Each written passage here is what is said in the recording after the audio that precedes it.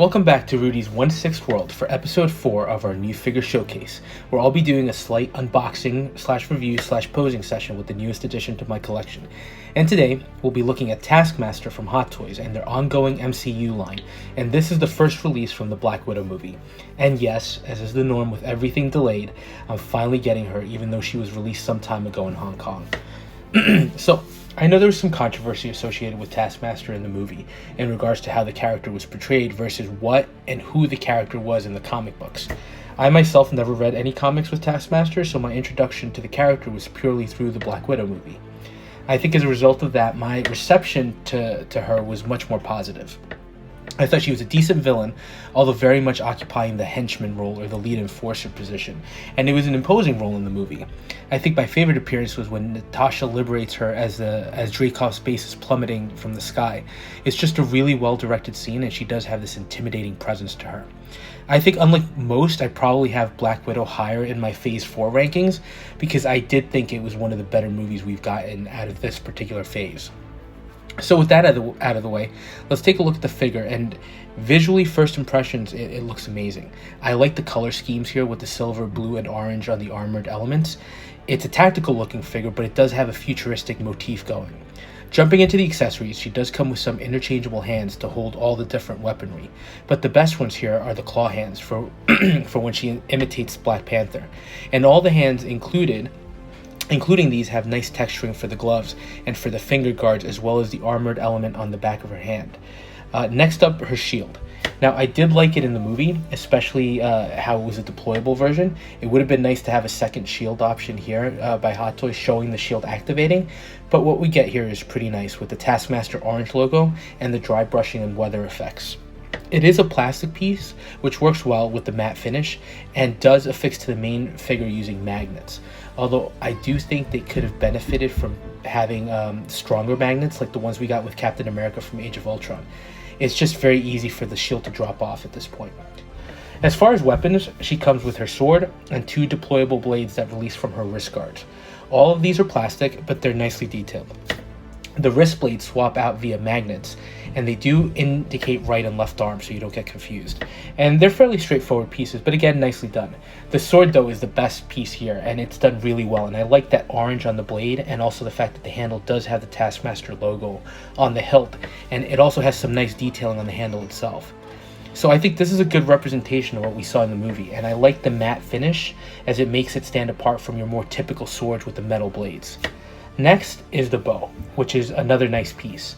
It's mainly black and orange, carrying that same color scheme throughout, and has some great texturing at the grip, and good detailing for the bolts holding the bow together. The one thing that I would warn you with these is the string. I have the Blade Trinity Abigail Whistler, and had her displayed with the bow fully extended, and the elastic lost its elasticity over time. So I think if you do display a Taskmaster in a pose holding the bow, it's just something to keep in mind.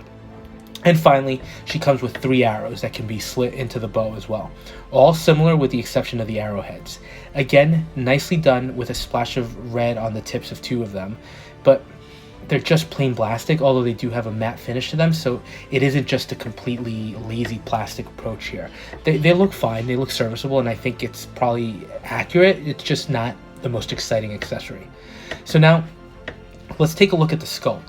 And this is where Hot Toys really impresses, and it always helps when it's a helmeted figure, because I feel like Hot Toys nails those 100%, and this one is no different. The visor is a really nice plastic that has some contouring to it, and the nose and mouth portion of the mask are really well sculpted with the detailing around the teeth, giving her a slightly skull-like appearance. The texture on the top portion of the helmet is nice as well, and also the figure does come with a hood that's wired, so you can either pull it up and drape it over the helmet and it falls nicely, or you could drop it down and fully expose the face. So options again, which is great. And I do like the weathering on the metal portions of the helmet, showing that Taskmaster has been involved in some action here. Looking at the rest of the uniform, the silver scarf is actually a sculpted plastic piece, so I do have to give Hot Toys credit here because they did a great job making it look like fabric. And the figure actually poses well because the main suit is also fabric, although I do have to note that it is tight at some portions, particularly around the leg, so it does limit the range of motion a little bit. But then looking at the suit itself, there are some nice texture elements here, blending the panels with some strap details.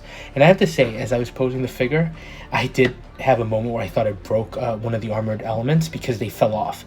And fortunately, it ends up being that the shoulder and leg armor guards are all Velcro to the main suit. And the same can be said about the pouches on either side of her legs. So at least you don't have to worry too much about damaging the figure during posing. Like with the helmet, the chest and the body armor all show really good texturing and weathering details, and that extends to the shoulder guards and the thigh and knee guards as well. And if you look at the back of the figure, besides getting a nice look at the textured fabric, you can also see the backpack, which again has some really nice paint applications and has that weathering effect.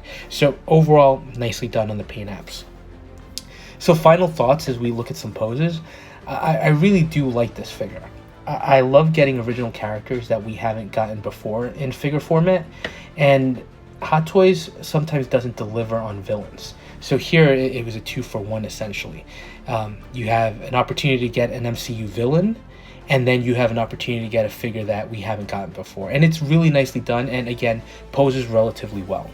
I will note one other thing regarding posability.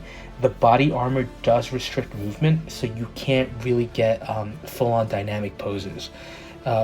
So in the movie, there were scenes where the figure is crouching or in some extremely flexible dynamic moves, and that's just a negative here because you can't do that. So it's just, again, something to be aware of. Not a deal breaker, but just something to be aware of. But beyond that, I don't think there's much more for me to complain about here. I think visually, the orange definitely helps it pop, and it stands out in combination with the silver and the blue. So you can definitely have a visually interesting figure here, and I think you can still get some nice poses with the equipment. The pouches on her legs are a little blah. It's clear that they're stuffed with some foam, so I might try to change that afterwards. But again, not a deal breaker. So I'm happy to finally add her to the collection. And if rumors are true, she may be reappearing in Thunderbolts, although take that with a grain of salt. And since I really enjoyed Black Widow, getting Taskmaster was a no-brainer for me. I will tell you this regarding value. I don't know that this figure is going to sell out soon. It does look great, and if you want it, I think it's a figure worth picking up. But I try not to advise you, right, in terms of how you buy, but I would just advise you to wait if you get an opportunity to wait and you're patient to try to get a good deal on her. I think case in point, if you look at what Sideshow did during one of their summer events, they provided a huge discount on Endgame Cap and Thor.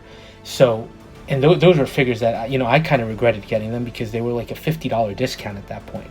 So I think that's going to hold true for this figure as well, and I think you'll be able to pick her up at a discounted rate later on. Again, if you're patient and you want to wait. The only potential question mark here is whether or not this was a small batch of figures produced or a larger batch. I think it's probably more on the low batch size. I don't think a lot of people jumped on this pre-order. So I would just recommend, if you're interested, keep an eye on her to make sure she's not selling out, just so that you don't miss out on the figure. But if you can wait for a deal, that would be my advice.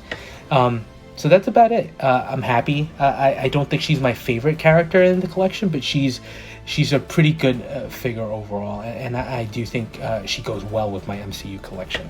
So what do you think about this release? As a figure, do you think she holds up, or were there changes to the character so significant that you just can't bring yourself to get her?